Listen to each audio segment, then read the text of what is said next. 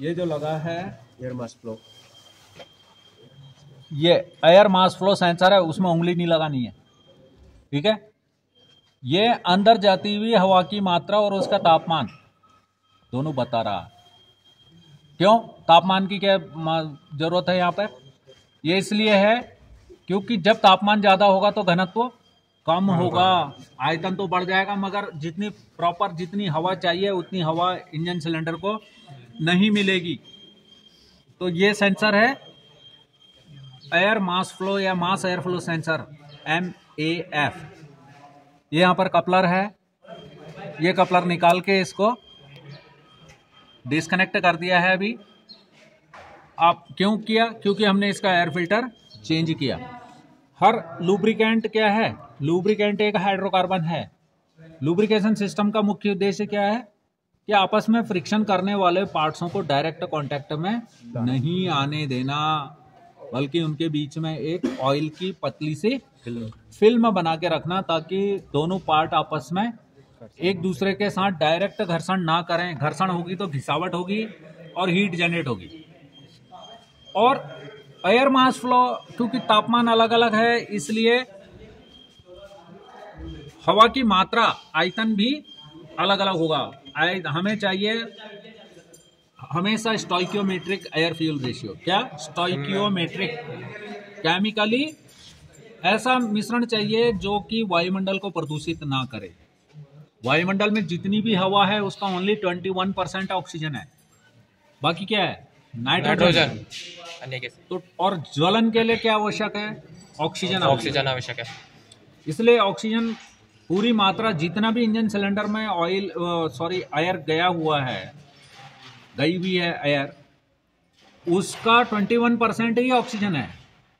अगर एक सिलेंडर का आयतन 166 सीसी है तो उस 166 सीसी का ओनली 21% ही उसके अंदर ऑक्सीजन है। अब उसको स्टोइकियोमेट्रिक एयर फ्यूल रेशियो का मतलब होता है 14.7:1, यानी 14.7 भाग तो हवा होनी चाहिए और एक ही भाग उसमें पेट्रोल होना चाहिए। इससे जो भी बाई प्रोडक्ट, जब ये इंजन सिलेंडर के अंदर जलेगा पेट्रोल, तो जलने के बाद बनेगी सबसे पहले CO2, कार्बन डाइऑक्साइड। पूरी तरह से अगर ऑक्सीजन नहीं होगी तो कार्बन मोनोऑक्साइड बनेगी। जब ये इंजन ठंडा होगा, जब इनिशियल स्टार्ट होगा, रात भर ये खड़ा था, अभी इसका इंजन ऑयल चेंज कर दिया, एयर फिल्टर चेंज कर दिया। अब जब इसको स्टार्ट करेंगे तो उस समय ये इंजन क्या है? ठंडा है। जब भी हम फर्स्ट में स्टार्ट करते हैं उस समय इंजन ठंडा होता है। और स्टार्टिंग के समय जो एयर फ्यूल रेशियो है वो थोड़ा सा बढ़ा के रखना पड़ता है, तभी स्टार्टिंग ट्रबल नहीं आएगा। और इसीलिए जो आजकल के वाहन हैं ये इलेक्ट्रॉनिकली कंट्रोल्ड हैं। इसमें एक कंप्यूटर लगा हुआ है जिसका नाम है ECU या ECM। ECM कह देते हैं। तो वो एक इंजन कंट्रोल मॉड्यूल है, वो इंजन मैनेजमेंट सिस्टम का, EMS का एक कंप्यूटर है। समझ में आ रही बात? अब अगर ये एयर फिल्टर हम टाइम पर चेंज नहीं करेंगे तो ये प्रॉपर हवा को नहीं जाने देगा, ये ब्लॉक हो जाएगा। तो जितनी मात्रा में हवा जानी चाहिए इंजन सिलेंडर को उतनी नहीं मिलेगी, और फिर ये सेंसर वही चीज़ों को सेंस करेगा, तो उसी हिसाब से फ्यूल की डिलीवरी को कम और ज़्यादा करता है। इसके अलावा एक महत्वपूर्ण सेंसर है, ये है ऑक्सीजन सेंसर या लैम्डा प्रॉब इसको कहते हैं। ये दो लगे हुए हैं, देखो, एक एग्जॉस्ट सिस्टम के, ये कैटालिटिक कन्वर्टर के पहले और दूसरा कैटालिटिक कन्वर्टर के बाद। ये जब सूचना देता है ECU को कि एग्जॉस्ट गैसों में निकलने वाली जो गैस है उसमें कार्बन डाइऑक्साइड कम है, बल्कि कार्बन मोनोऑक्साइड ज्यादा है। कार्बन मोनोऑक्साइड ज्यादा है का मतलब क्या हुआ कि हवा पूरी मात्रा में मिली हुई नहीं है। और जब कार्बन मोनोऑक्साइड बनेगी तो फ्यूल पूरी तरह से नहीं जलेगा और HC, अनबर्न्ड हाइड्रोकार्बन भी वायुमंडल में विलीन होंगे।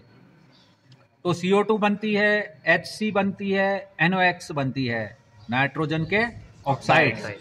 नाइट्रोजन आमतौर पर एक इनर्ट गैस है, परंतु जब तापमान 1300 डिग्री से ज्यादा हो जाता है तो वो ऑक्सीजन के साथ क्रिया कर लेती है, फिर वो NOx बनाती है, NO2, NO3, ऐसे वो अवयव बनाती है। तो सिर्फ CO2 ही नहीं निकलती बर्निंग के समय, जब after burning of fuel inside the engine cylinder carbon dioxide, carbon monoxide, nitrogen के oxide, unburnt hydrocarbons and particulate matters बनते हैं डीजल इंजन्स में ज़्यादा। ये है पेट्रोल इंजन्स। इसमें यहाँ पर ये कॉइल ऑन टॉप है, ये इलेक्ट्रॉनिक कॉइलें हैं, इसके आगे लगे हुए हैं स्पार्क प्लग, और ये जो इग्निशन कंट्रोल मॉड्यूल से ये कपलर के द्वारा करंट आ रही है इसमें। तो इसके अंदर जब एयर फ्यूल मिक्सचर को जलाना है, जब हम ओपन में भी आग को जलाते हैं तो हमें माचिस की तिल्ली को ऐसे दबाना, रोकना पड़ता है, वो धीरे धीरे जलती है। ज्वलन की कई प्रक्रियाएं होती हैं, समझ में आ रही है? Yes sir. एक होता है डिले पीरियड, जब हम एकदम से माचिस को भी जलाते हैं तो वो झां करके जलती नहीं है, जलने में वो थोड़ा सा समय लगाती है। तो इसी तरह इंजन सिलेंडर के अंदर जब एयर फ्यूल मिश्रण जल रहा है तो एकदम से जलता नहीं है, वो जलने में थोड़ा सा समय लगाता है, वो कहलाता है डिले पीरियड। दूसरा होता है जलने के बाद वो एकदम से अनकंट्रोल्ड जलता है। वो जो फ्लेम फ्रंट है वो पूरी तरह से पिस्टन के ऊपर दबाव नहीं डाल पाता, सारा का सारा एयर फ्यूल मिश्रण, जब ये अंदर हवा जा रही है तो इसके अंदर स्वर्लिंग होती है, और फिर पिस्टन उसको ऊपर को कंप्रेस कर रहा होता है तो वो और स्वर्ल गहरा बनता चला जाता है। तो उसका जो सघनता है वो कहीं पर ही ज़्यादा कहीं पर ही कम इस तरह से बनी रहती है, और वो फ्यूल को जलने में थोड़ा सा और टाइम लगता है। That is called uncontrolled combustion. उसके बाद फिर कंट्रोल्ड, एक बार आग जल गई फिर चारों तरफ वो धीरे धीरे जलने लगती है, वो कहलाता है फिर कंट्रोल्ड कंबशन। और लास्ट में जब पिस्टन TDC से BDC की तरफ भी जाने लगता है तब भी वो एयर फ्यूल मिश्रण जलता ही रहता है। That is called post combustion. क्या? Post combustion. पहला डिले पीरियड, दूसरा अनकंट्रोल्ड कंबशन, तीसरा कंट्रोल्ड कंबशन एंड चौथा पोस्ट कंबशन। ये 4 चरण होते हैं कंबशन के, इनको समझना बहुत जरूरी है। और इसी के दौरान जो पॉल्यूटेंट हैं, जो कि वायुमंडल को प्रदूषित कर रहे हैं, वो निकल रहे हैं। तो ये डिले पीरियड कम से कम हो, अनकंट्रोल्ड कंबशन कम से कम हो, एयर फ्यूल मिश्रण जो बना हुआ वो पूरी तरह से फ्यूल का हर कण जल जाए, ताकि कार्बन मोनोऑक्साइड भी ना निकले, पर्टिकुलेट मैटर्स भी ना बने, और अनबर्न्ड हाइड्रोकार्बन भी वायुमंडल में विक्षेपित ना हो। इसके लिए ये सारा सिस्टम यूज किया जा रहा है। yes, और जो ये BS1, BS2, BS3, BS4, BS6 ये जो स्टैंडर्ड हैं, ये पर्यावरणीय मानक है, पर्यावरण को संरक्षण करने के मानक है। इसको मॉनिटर करने के लिए इलेक्ट्रॉनिकली ECU है, ये है क्या? ये कंप्यूटर है। yes, इसको सूचना चाहिए, वो सूचनाएं देने का काम करते हैं ये सेंसर्स। ये सेंसर्स हवा की मात्रा को माप रहा है। यहाँ वाला सेंसर, ये जो ऑक्सीजन सेंसर है या लैम्डा प्रोब है, यह एग्जॉस्ट गैसों में ऑक्सीजन की मात्रा को माप रहा है।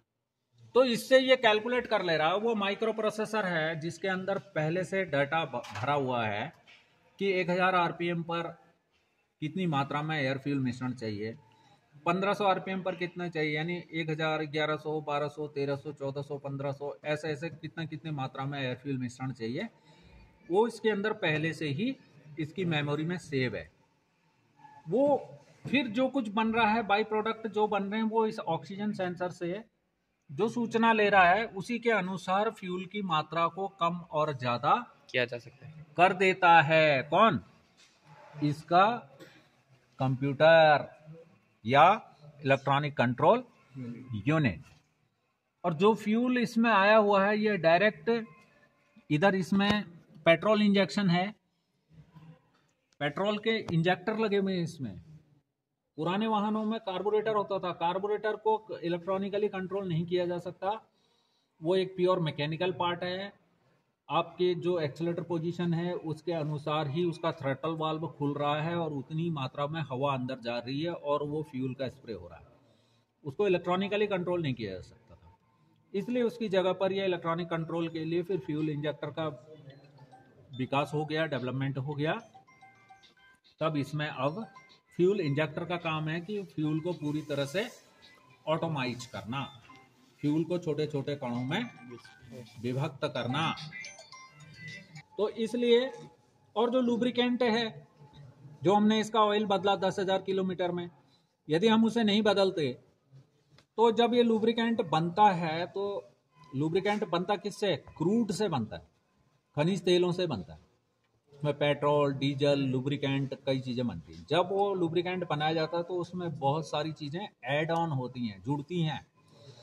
तो एक निर्धारित समय के बाद कोई भी लुब्रिकेंट जो है डिकम्पोज होता है, उसमें लीकर फॉर्मेशन होती है, बहुत सारी चीज़ें होती हैं। जब लुब्रिकेशन सिस्टम में इसको तुम्हें क्लियरली समझाया जाएगा। समझ में आ रही बात? तो इसको टाइम टू टाइम चेंज करना पड़ता है, अन्यथा फिर क्या है, उसकी विस्कोसिटी रेटिंग होती है। जो अभी मैंने तुम्हें कहा कि तेल में अंगुली डालो और उसे आपस में हाथ को फिर रगड़ो। इसका मतलब क्या है कि ये तुम्हारे हाथों के बीच में एक पतली फिल्म बननी चाहिए, ये डायरेक्ट उंगलियां उसके संपर्क में नहीं आनी चाहिए।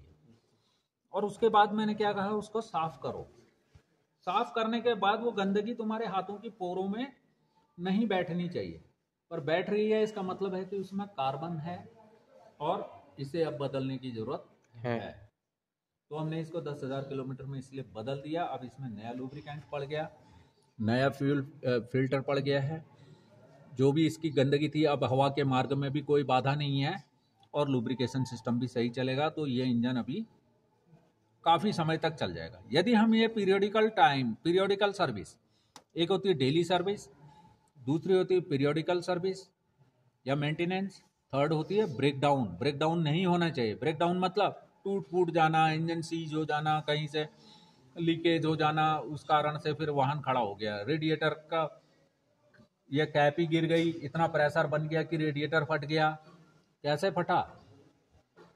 क्योंकि वो पहले से ही ब्लॉक था, उसकी सफाई, नियमित सफाई की नहीं। जब 60,000 किलोमीटर के बाद इसकी सफाई होनी थी, वो नहीं हुई। 10,000 किलोमीटर में इंजन ऑयल चेंज करना था, वो नहीं किया। अभी 10,000 किलोमीटर में ही इसके एयर ये निकलेंगे स्पार्क प्लग, इनकी भी सफाई होगी, ठीक है। उसके बाद ही ये इंजन स्टार्ट किया जाएगा। क्लियर है? So it's enough for the day. Have a great day.